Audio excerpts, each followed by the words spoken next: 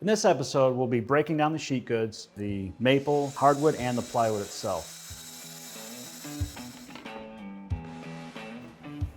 For breaking down these sheet goods, I decided to use the STM 1800 to lay all my sheet goods on. You could use an MFT. You could also use sawhorses if that's all you've got until you get your MFT cart built. For every project that I build, I always have a cut list of some sort. It could be on my tablet, it could be on a chunk of wood, but that helps me to keep the waste down. With this project, however, there were specific sizes that I wanted to build this at, so I will have some extra waste. But we all know there's truly no waste when it comes to a wood shop. I'll use these someplace. On the TSC 55K, I'll be using the 42 tooth fine blade with the 1.8 millimeter kerf. The first step in breaking down sheet goods is always creating a good clean edge to reference all your cuts off of. So that's what we'll do now.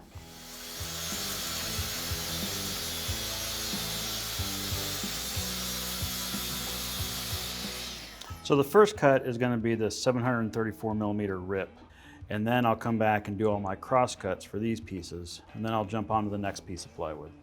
So all the measurements that I'm going to be using are metric, not imperial. A couple reasons for that. That's what I'm used to.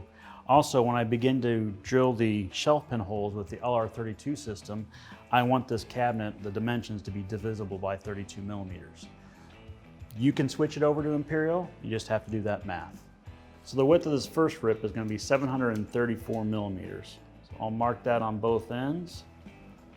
So I'm going to go ahead and spin this around to make the cut. Always be aware of your surroundings when you're flipping a guide rail around, especially if you have sprinklers in your shop. So I'll go ahead and line up my splinter guard, which is this clear plastic piece, because wherever I line that up is exactly where my saw is going to cut.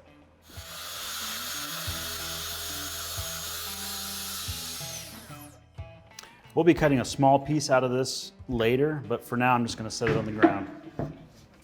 You may have noticed that I've got the good side of the plywood facing up when I make that cut. Typically with a circular saw or even a table saw, you'll have that good side down to reduce chip out. With the guide rail and the splinter guard on the guide rail, as well as the tooth design of the saw, I don't have to worry about that. I can cut with the good or the bad side up, and I will have zero tear out. So now I've got two parallel edges on my piece of plywood. I need to create a cross cut that's perfectly square to those edges. What I'm going to use is just a good quality square. Line it up with the edge.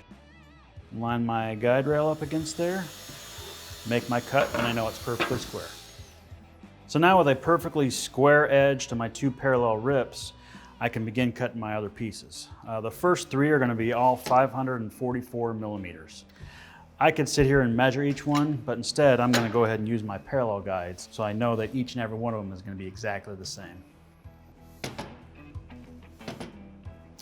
With the parallel guide set up, before I make any more cross cuts, I want to switch out the clear plastic viewing window with the green splinter guard. With that on there, that's going to give me a completely splinter-free cut on both sides of the blade. Now I'm going to go ahead and cut three of these at 544 millimeter.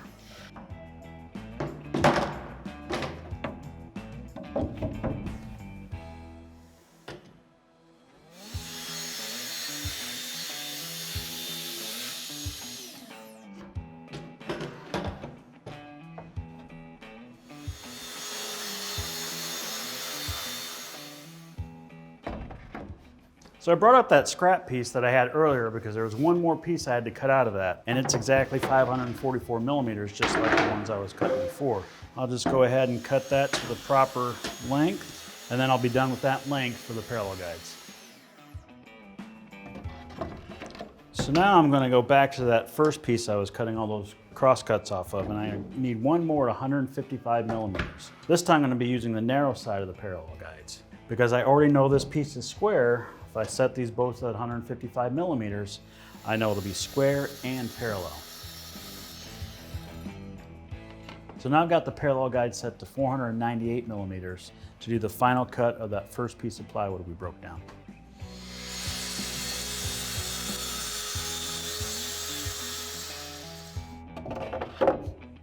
So with that first sheet of plywood broken down, I was able to utilize the parallel guides for the repeatable cuts. This second sheet most of them are going to be one-off cuts. So it's just a matter of measuring, marking, lining up the splinter guard, and making our cuts. So if you notice that dust coming out, it's time to change this bag out or empty the bag. Figured it up, I've done around 35 feet of ripping on this 3/4 inch plywood with just this single bag. No camera tricks. I'll show you what we've got in here.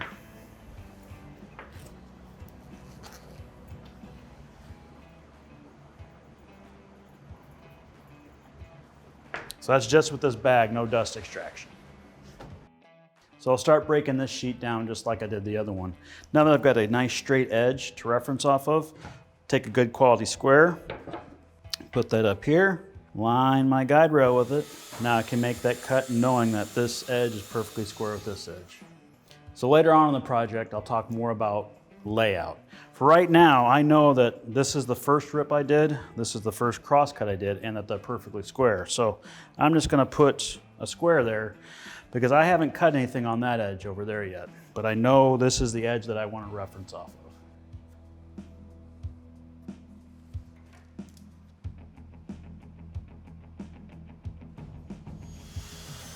So with that cut done, I know my width is 734 millimeters. So I'm gonna go ahead and mark that on there.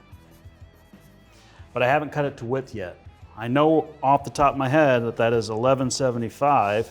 So I'm gonna put that on there, but I'll come and cross cut it at a later date.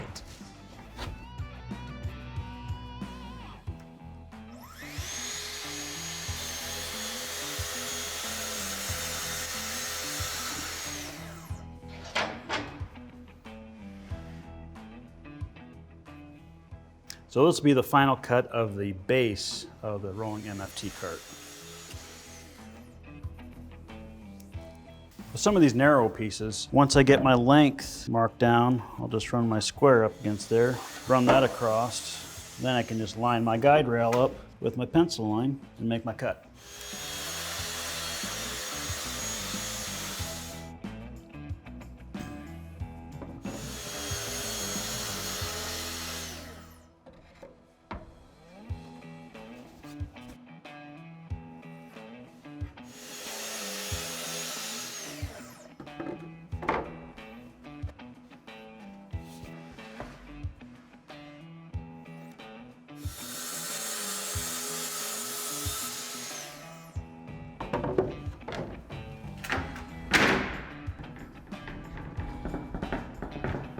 This will be the last piece of plywood we have to break down.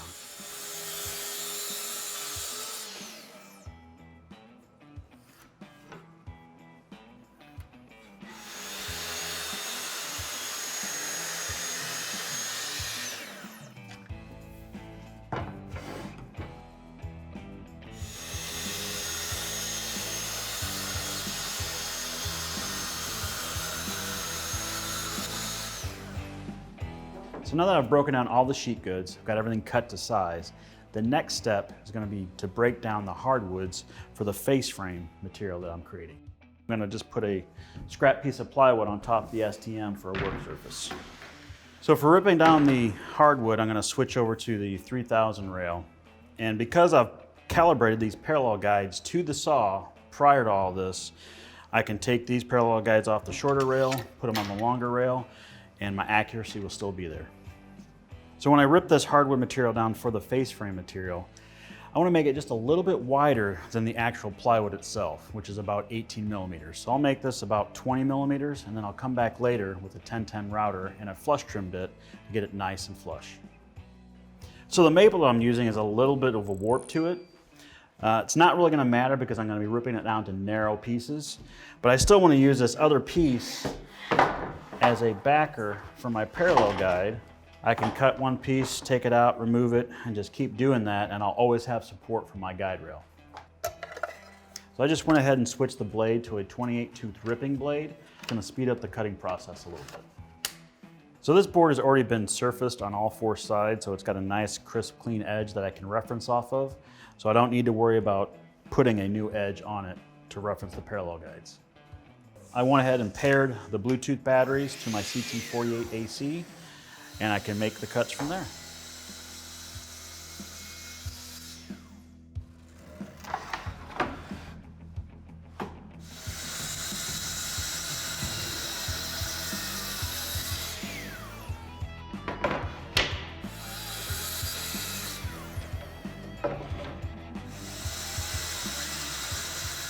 So in total, we should need about 5 of these. I'm gonna cut 1 extra just to be safe. So now that I've got the narrower stock ripped down, I can go ahead and rip down the wider face frame stock for the shelf areas. Those mortises that are cut into the face frame that you're seeing on this diagram, those are for a reason we'll get to later.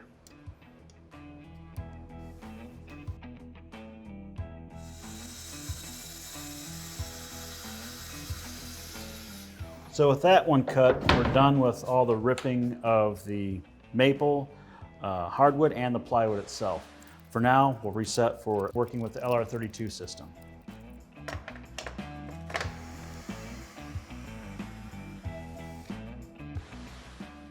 If you want to continue with the build, click here, or check this out. Don't forget to subscribe. If you want to be notified when we upload new content, click that notification bell.